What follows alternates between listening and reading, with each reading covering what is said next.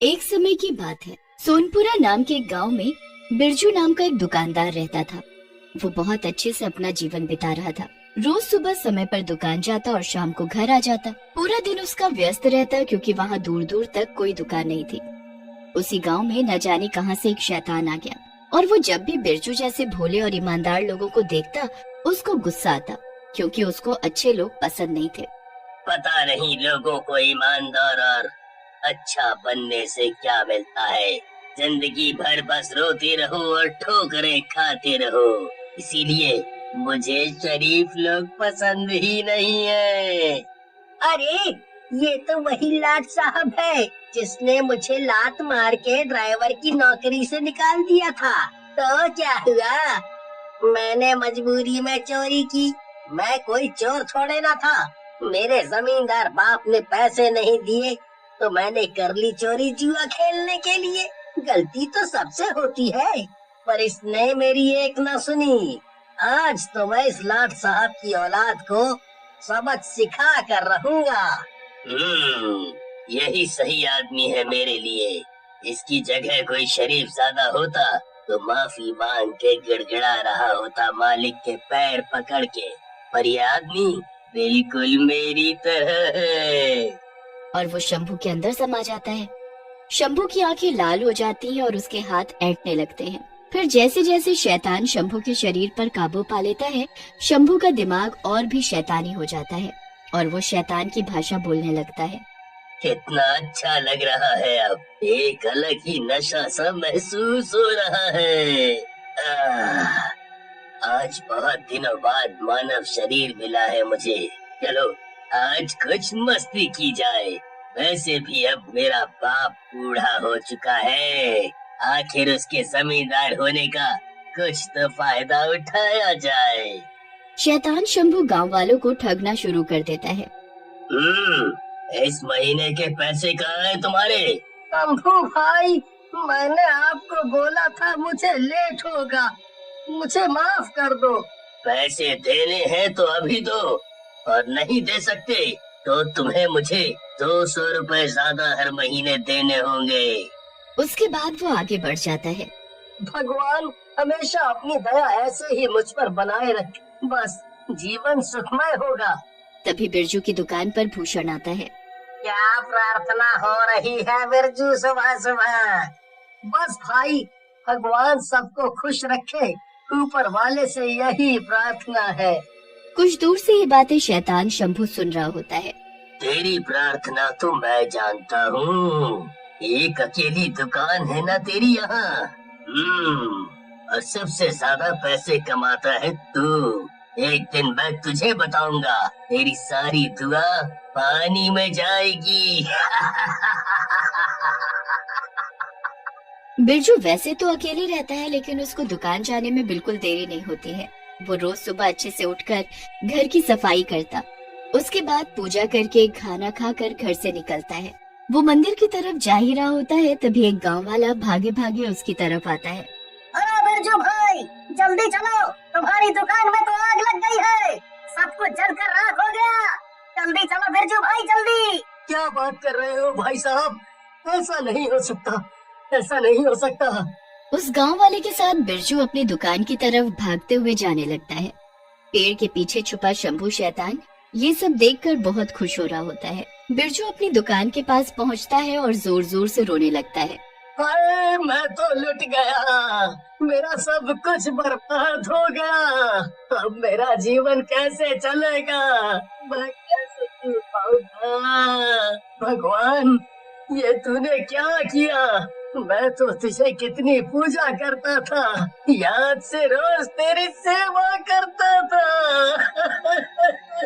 ये सदमा बिरजू बर्दाश्त नहीं कर पाता। उसको लगता है उसका जीवन ही खत्म हो गया, इसलिए वो गांव की बड़ी नदी में जाकर छलांग लगा देता है, जिससे उसकी मृत्यु हो जाती है। फिर मरने के बाद उसकी आत्मा एक रूप ले लेती है। तभी वहाँ अचानक यमराज आ जाते हैं और वो उससे बोलते हैं। चलो बिरजू, अब इस दुनिया से जाने का वक्त आ चुका है, तुम्हें हमारे साथ चलना होगा। चलना होगा मतलब? कहाँ चलना होगा मुझे? और आप कौन हो? मैं यमराज हूँ। तुम अब मर चुके हो, इसीलिए मैं तुम्हें लेने आया हूँ। अब तुम्हें हमारे साथ चलना होगा। लेकिन जिसकी वजह से मेरी मृत्यु हुई, उसका क्या? उसके साथ क्या हुआ? और उसने मेरे साथ ऐसा क्यों किया? मैंने तो किसी का कुछ नहीं बिगाड़ा। इस प्रश्न का जवाब मुझे कब मिलेगा? इन सवालों के जवाब तुझे पाने हैं तो मैं कुछ समय दे सकता हूँ। मैं सिर्फ ये बता सकता हूँ कि तेरा सामना एक शैतान से होगा।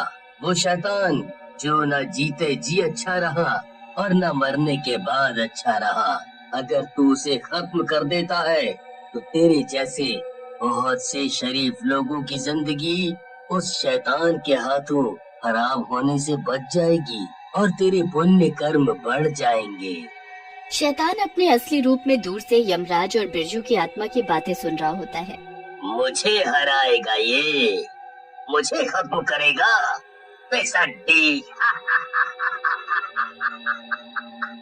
बस एक बार के यहाँ रुकने के लिए हाँ कर दे, फिर मैं इसको बताता हूँ मैं हूँ कौन। मुझसे पंगा लेना तो बहुत भारी पड़ेगा इसके लिए।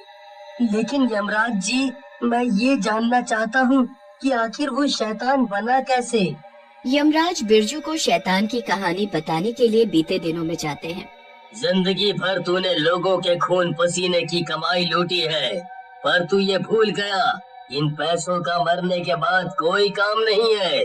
ये पैसे तुम यहीं कचरे में फेंक दो। ये पैसे तुम अंदर नहीं लेकर जा सकते।